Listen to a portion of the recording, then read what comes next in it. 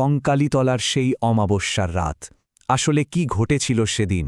চলুন আজ আমরা সেই গা ছমছমে রহস্যের একদম গভীরে যাব। শুরু করা যাক আজকের এই কাহিনী। আচ্ছা, একটা ছবির দাম ঠিক কতটা হতে পারে? মানে ছবি তোলার একটা নেশা মানুষকে কতটা বিপদে ফেলতে পারে? একটা ছবি কি আপনার কাছ থেকে এমন কিছু কেড়ে নিতে পারে যার আর কোনোদিনও ফেরত পাওয়া যায় না? হ্যাঁ, এই প্রশ্নগুলোই কিন্তু আমাদের আজকের গল্পের একেবারে মূলে রয়েছে। তো আমাদের গল্পের প্রথম ভাগে যাওয়া যাক। এখানেই আমাদের পরিচয় হবে গল্পের প্রধান চরিত্রের সাথে আর তার সেই অদ্ভুত ভয়ঙ্কর নেশার সাথে, যা তাকে টেনে নিয়ে গিয়েছিল এক সর্বনাশা পথের দিকে। গল্পের নায়ক অরিন্দম পেশায় নয় কিন্তু নেশায় সে একজন ফটোগ্রাফার। তবে আর 5টা ফটোগ্রাফারের মতো ল্যান্ডস্কেপ বা পোর্ট্রেট নয়, ওর আকর্ষণটা ছিল একটু অন্যরকম, একটু অন্ধকার দিকে।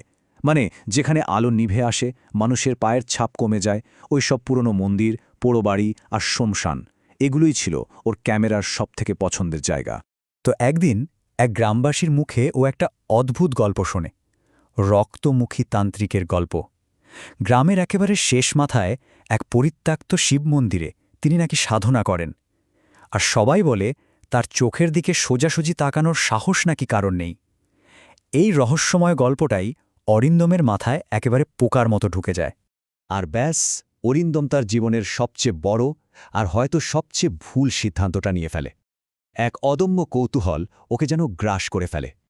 ও ঠিক করে, যাই হয়ে যাক না কেন, পরের অমাবস্যার রাতেই ওই রহস্যময় তান্ত্রিকের ছবি নিজের ক্যামেরায় তুলবেই। চলুন এবার গল্পের দ্বিতীয় পর্বে যাই। অরিন্দম পৌঁছে গেছে তার গন্তব্যে, আর এমন এক দৃশ্যের সাক্ষী হতে চলেছে যা ও স্বপ্নেও কল্পনা করতে পারেনি। এখান থেকেই কিন্তু আসল ভয়টা শুরু হবে। পরিবেশটা একবার কল্পনা করার চেষ্টা করুন তো। ঘুটঘুটে অমাবস্যার রাত, শ্মশানের পাশ দিয়ে বয়ে যাওয়া নদীর জলটা মনে হচ্ছে যেন জমাট বাঁধা আলকাতরা।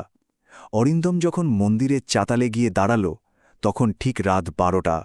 চারিদিকে কবরের নিস্তব্ধতা, শুধু ঝিঝি পোকার একটানা ডাক শোনা যাচ্ছে। আর ঠিক সেখানেই ও প্রথমবার তান্ত্রিককে দেখতে পায়।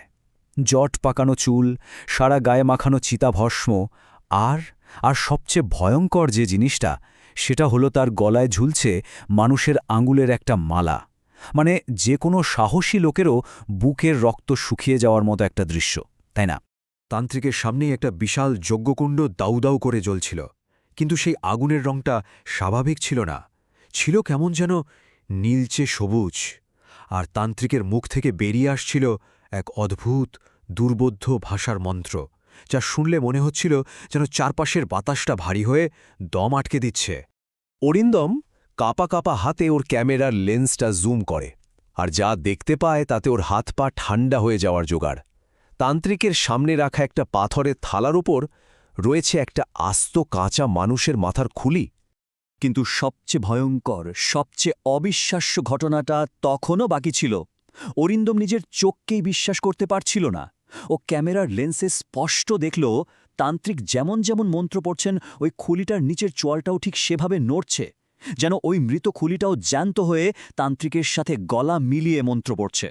এবার আমরা গল্পের সেই মোড়ে পৌঁছে গেছি যেখানে সব কিছু বদলে যাবে। এটা হলো সেই নির্ণায়ক মুহূর্ত যেখানে অরিন্দমের নেশা আর ভয়ঙ্কর বাস্তবতার মুখোমুখি সংঘাত হবে। আচমকা সব চুপ। সেই ভয় ধরানো মন্ত্রটা হঠাৎ করে থেমে গেল।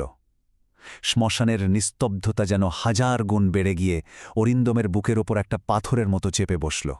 আর ঠিক সেই মুহূর্তে তান্ত্রিক কিন্তু অরিন্দমের দিকে এক মুহূর্তের জন্য তাকাননি। না তাকিয়েই ওই শান্ত কিন্তু একেবারে বরফ শীতল গলায় বলে উঠলেন এই কথাটা। ভাবা যায়, কোনো রাগারাগি নয়, কিচ্ছু না, স্রেফ ছবি তোলার অপরাধে দাম হিসেবে চেয়ে বসল ওর আত্মাটা। চলুন এবার দেখি এরপর কি হল। এই অংশে আমরা দেখব অরিন্দমের ভয়ঙ্কর পরিণতি আর পালানোর সেই নিষ্ফল চেষ্টা। ভয়ে অরিন্দমের গলাকাট। ও আর এক মুহূর্ত না দাঁড়িয়ে নিজের সমস্ত শক্তি দিয়ে দৌড়াতে শুরু করে।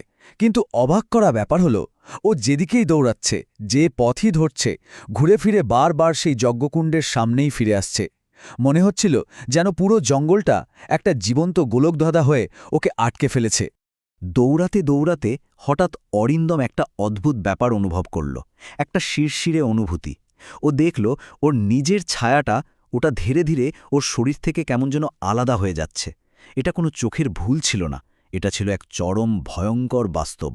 ঠিক কি ঘটছিল তখন দেখুন। একদিকে অরিন্দমের নিজের শরীরটা, ওটা আস্তে আস্তে কেমন যেন স্বচ্ছ ফ্যাকাশে হয়ে যাচ্ছে, প্রায় বাতাসের সাথে মিশে যাওয়ার মতো অবস্থা। আর অন্যদিকেও নিজের ছায়াটা, ওর অস্তিত্বের একটা অংশ, সেটা কিনা শরীর থেকে আলাদা হয়ে গিয়ে সোজা তান্ত্রিকের পায়ের কাছে একটা পোষা কুকুরের মতো গিয়ে বসে পড়ল। আমরা গল্পের একেবারে শেষ পর্বে চলে এসেছি। এখানেই জানা যাবে কঙ্কালীতলার সেই অমাবস্যার রাতের শেষ রহস্যটা কী ছিল। সকাল হল, কিন্তু অরিন্দম আর বাড়ি ফেরেনি। গ্রামের লোক খোঁজাখুঁজি করতে করতে মন্দিরের চাতালে শুধু একটা জিনিসই খুঁজে পেল, অরিন্দমের দামি ক্যামেরাটা। অরিন্দমের আর কোনো চিহ্নই কোথাও ছিল না। ক্যামেরার মেমোরি কার্ডটা যখন খুলে দেখা হলো, তখন সবাই চমকে উঠল। অনেক ছবির মধ্যে শেষ ছবিটা ছিল সবচেয়ে ভয়ঙ্কর। ছবিতে দেখা যাচ্ছে অন্ধকার মন্দিরের ভেতরে সেই তান্ত্রিক এক ক্রূর হাসি হাসছেন, আর তার ঠিক পেছনে দাঁড়িয়ে আছে অরিন্দমের মতো দেখতে একটা আবছা ছায়ামূর্তি, যার চোখ দুটো একেবারে সাদা, মণিহীন। তাহলে সেই প্রথম প্রশ্নটাতেই আবার ফিরে আসতে হয়, তাই না? একটা ছবির দাম সত্যি কতটা হতে পারে? অরিন্দমের জন্য সেই দামটা ছিল ওর নিজের আত্মা।